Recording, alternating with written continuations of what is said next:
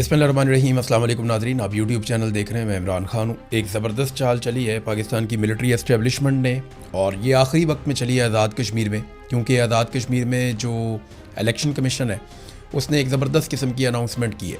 यानी ऐसा लग रहा था कि काफ़ी चीज़ें जॉइंट अवामी एक्शन कमेटी के कंट्रोल में है, बैकडोर चैनल राब्ते भी चल रहे थे, इनके आपस में मुज़ाकरात भी हो रहे थे, बातचीत चल रही थी, कुछ चीज़ें तय हो गई थी जो मैंने आपको बताई, कुछ चीज़ों पे डेडलॉक था जो अभी भी जारी है। प्रॉब्लम यही है कि सीटों का क्या करना है, क्या ये सीटें ख़त्म करनी है या ये सीटें मौजूद रहेंगी, और इनकी तादाद अगर कम करनी है तो इन सीटों की हैसियत क्या होगी, इनके इख्तियारात क्या होंगे, इन चीज़ों के ऊपर डिस्कशन हो रही थी। और इस बीच में अचानक से इलेक्शन कमीशन आता है आज़ाद कश्मीर का, और वो ये ऐलान कर देता है कि आज़ाद कश्मीर में आम इंतखाबात अपने मुकर्ररा वक्त के मुताबिक होंगे, लेकिन साथ ही वो इसको 3 मराहिल में करवाने का ऐलान कर देता है।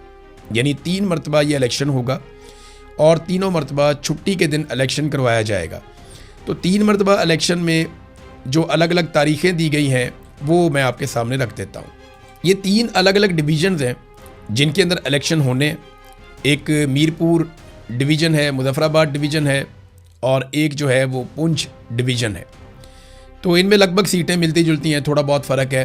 33 सीटें हैं, तो तीनों के ऊपर आप तकसीम कर लें, एक जगह पे 12 हैं, 11 हैं, ऐसे सीटों की तादाद है।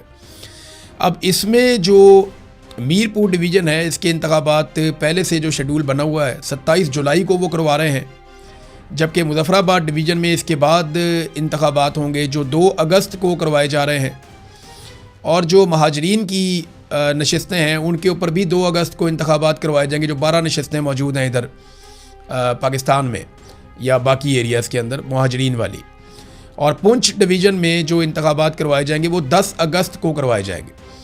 यानी 27 तारीख को शुरू होने वाले इंतखाबात 10 अगस्त को ख़त्म होंगे। जुलाई की 27 को शुरू हो जाएंगे, 10 अगस्त को ख़त्म हो जाएंगे।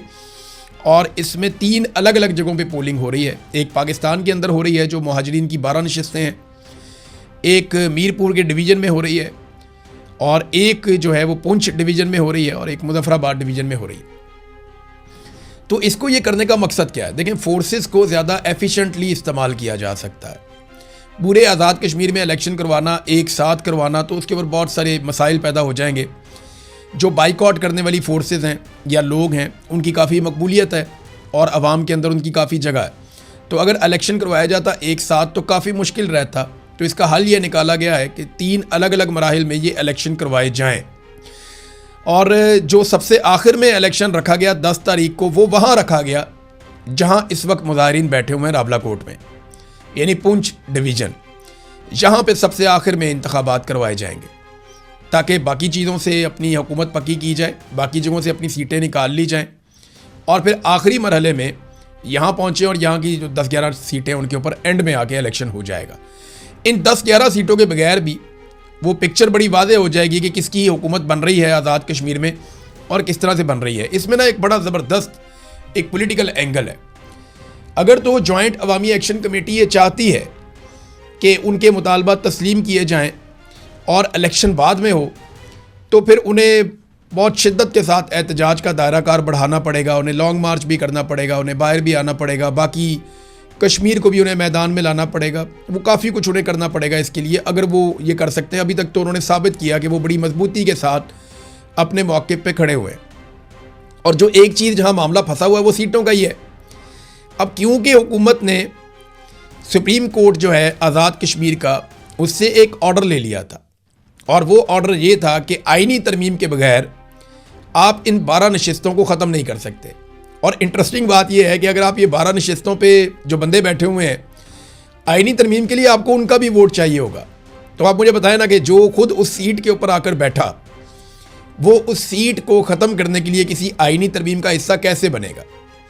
तो ये तकरीबन नामुमकिन जैसी चीज़ है इन सीटों की मौजूदगी में आईनी तरमीम। हाँ, ये ज़रूर है कि अगर सारी पॉलिटिकल पार्टीज़ इस बात के ऊपर मुत्तफिक हो जाएँ और आज़ाद कश्मीर के लोग तुल जाएँ कि जनाब ये सीटें आप रख लें, लेकिन ये वोटिंग का इनका इख्तियार ख़त्म कर दिया जाए, या आज़ाद कश्मीर की हुकूमत में जो बैरूनी मुदाखलत है उसका ख़ात्मा किया जाए, तो वो एक अलग सिनेरियो फ्यूचर में शायद बन जाए। लेकिन अभी के लिए ये हुकूमत का एक बड़ा ज़बरदस्त मूव है, एस्टेब्लिशमेंट का एक बड़ा ज़बरदस्त मूव है, जिसमें वो अपनी सिक्योरिटी फोर्सेस को पहले एक डिवीज़न में पहुँचाएँगे, मीरपुर डिवीज़न में, पूरे को कंट्रोल करेंगे, पूरा सिक्योरिटी का माहौल बनाएंगे और मीरपुर डिवीज़न में वो सबसे पहले इलेक्शन करवा देंगे। यहाँ काफ़ी सीटें हैं तो 10 से ज़्यादा सीटों के ऊपर जब यहाँ इंतखाब होगा तो चीज़ें क्लियर हो जाएंगी।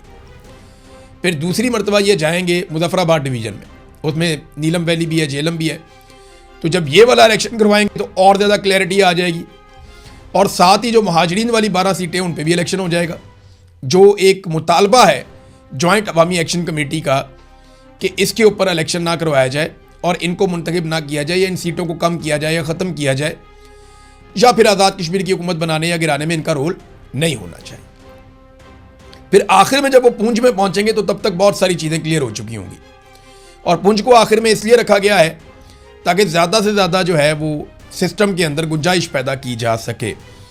तो ये नाज़रीन अब तक की हिकमत अमली है और मेरे ख्याल में ये एक ऐसा मूव है जो जॉइंट अवामी एक्शन कमेटी को ये सोचने पर मजबूर करेगा कि उनके साथ जो नेगोशिएशंस हो रही थी क्या वाकई वो नेक नियति के साथ हो रही थी। क्योंकि जॉइंट अवामी एक्शन कमेटी के साथ बातचीत में ये भी कहा गया कि हम इलेक्शन थोड़ा आगे कर लेते हैं। ये भी कहा गया कि आप इलेक्शन के अंदर हिस्सा भी लें अपने उम्मीदवारों के ज़रिए से और उन्होंने भी कहा कि हम अपने उम्मीदवार नामजद कर सकते हैं अगर हमारे मुतालबात माने गए तो।